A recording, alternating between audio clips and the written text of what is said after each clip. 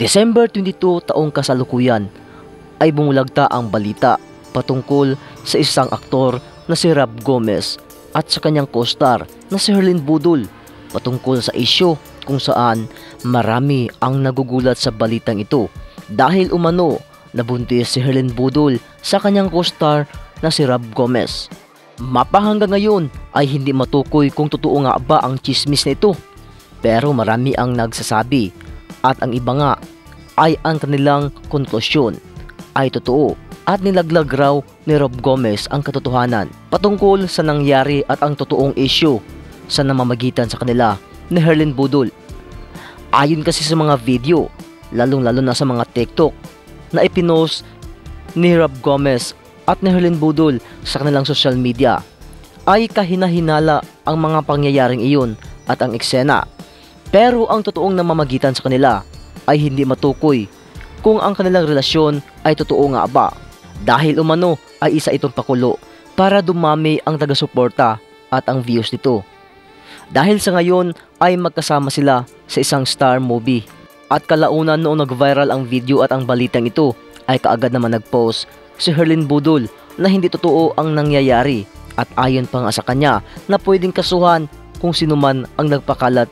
sa post na ito at sa balitang ito kung saan damay ang kanyang pangalan at dawit rin ang kanyang mga kasamahan na sina Bianca Manalo at Rob Gomez.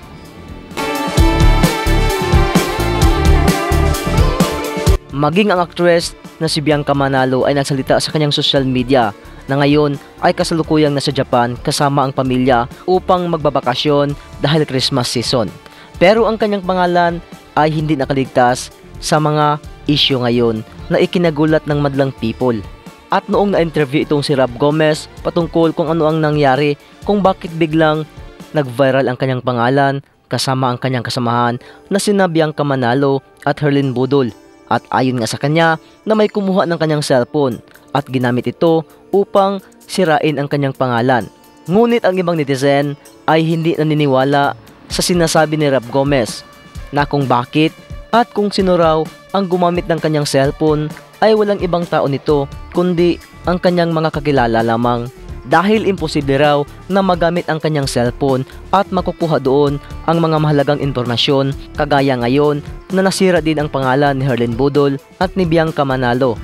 At ang iba naman ay nagsasabi at nagsalita na baka raw totoo ang nangyari at ang mga espekulasyon ng mga netizen patungkol sa post at sa nag-viral na balitang iyon. Ikaw, anong masasabi mo dito at ano nga ba ang katotohanan? Ito nga ba ay totoong nangyari o kaya'y biro lamang para kay Rob Gomez para sumikat ang kanilang pangalan ni Herlyn Budol at ni Bianca Manalo?